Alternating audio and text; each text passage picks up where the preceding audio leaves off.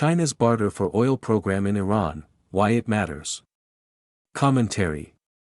At a meeting in Beijing late last month, China's maneuvering was familiar. Foreign Minister Wang Yi sat across from the Organization of Islamic Cooperation's Secretary-General, spoke of solidarity in the Global South, and framed China as a partner that respects sovereignty. Out in the Gulf, the approach was markedly different. A U.S. carrier strike group was moving toward the region as Washington warned Tehran over a violent crackdown and the risk of renewed escalation. Inside Iran, protests that began in late December were met with a deadly response, mass detentions, and disruptions to communications, enough to trigger emergency attention from the United Nations and repeated calls to halt the violence and restore access. This is the gap worth watching, China's stabilizer messaging, and the quieter systems Beijing is helping Iran build underneath the smoke. What Beijing leaves out in its narrative. When Iran's clampdown on protesters reached the UN Security Council, the familiar Beijing line reappeared: resist external interference, keep the matter framed as internal, and lower the temperature. In the Council's Iran session, China and Russia leaned into restraint and diplomacy while pushing back on US threats. That posture is not just branding. It protects Chinese interests. Analysts at Brookings put it bluntly: Beijing's priority is stability, both to preserve access to Iranian oil flows and to avoid a chaotic outcome that empowers actors aligned with Washington. But stability, in this telling, is carefully packaged. Beijing is not offering troops or promising a security umbrella. Chinese leader Xi Jinping isn't creating a formal alliance structure around Tehran, because doing so would convert a useful, sanction-buffered partner into a liability that might drag China into a regional war. Instead, the Chinese Communist Party is stabilizing something narrower: the regime's ability to function, pay its bills, and protect itself from the kinds of disruptions that have made Iran look brittle. Oil as the quiet currency. If you want to understand the CCP's leverage in Iran's crisis, start with who gets paid and how. The U.S. Energy Information Administration's latest SHIP Act report estimates Iran exported roughly 1.44 million barrels per day of crude and condensate to China in 2024, nearly the entirety of Iran's seaborne exports by volume. The same report flags a key complication: Iran's earnings are opaque in part because barter and swap agreements distort straightforward cash-for-oil accounting. That opacity is not incidental. Western reporting over the last 2 years has described workarounds in which Iranian crude shipments translate into value delivered through intermediaries, payments to Chinese companies and contractors, or settlement channels designed to minimize sanctions exposure. We must be mindful of the numbers, but the scale can't be waved off.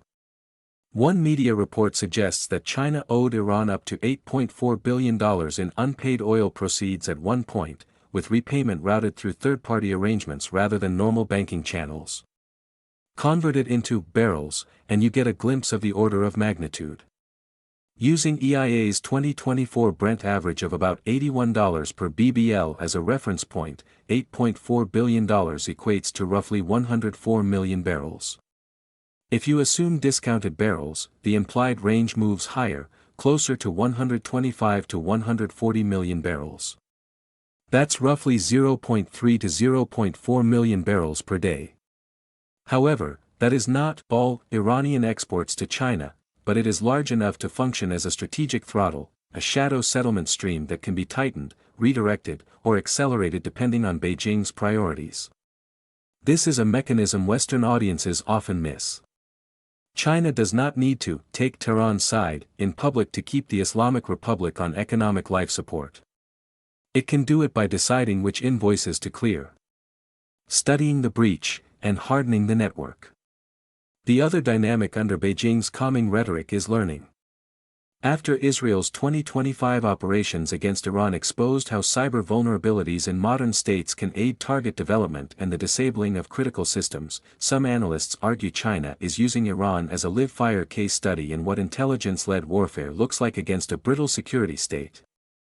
Beijing's response, accordingly, is less about speeches and more about infrastructure, pushing Iran toward ecosystems that are harder for Western and Israeli networks to exploit, and most importantly, easier for China to service. You can see it in navigation and communications. Iran's own communications ministry acknowledged deliberate GPS jamming after the war with Israel and said Tehran is exploring alternatives, such as China's Beidou, while warning senior officials against using apps like WhatsApp on security grounds. What is billed as resilience is dependence, moving a country's coordinates, logistics, and decision-making onto systems Beijing can influence. It is also obvious in security cooperation that stays below the threshold of an alliance. Reporting and analysis have pointed to Chinese support for Iran's air defense recovery after strikes, allegations Beijing can deny, Tehran can welcome, and Washington can struggle to interdict without escalating further. Iran's membership in the Shanghai Cooperation Organization is another example. It gives Beijing and Moscow a ready-made forum for security service coordination, counter-terrorism on paper, but increasingly useful for counter-sabotage learning, information sharing, and best practices among states that fear internal unrest as much as external attack. Russia's alignment, without the rescue. This is where Moscow enters the frame. Russia wants Iran in its anti-Western constellation, but it also has limited bandwidth and few incentives to fight Iran's battles. Russia is unlikely to put boots on the ground in Tehran. Recent language about constant analysis and corresponding actions suggests synchronization, not intervention, two powers watching the same crisis, sharing assessments, and calibrating moves that raise costs for Washington, without inheriting responsibility for Tehran's survival. Russian President Vladimir Putin wants his cake, but he's going to try to eat it, too. So the emerging architecture is not a mutual defense pact. It is a division of labor. Russia offers Iran hard-edged diplomatic cover and selective military technical help.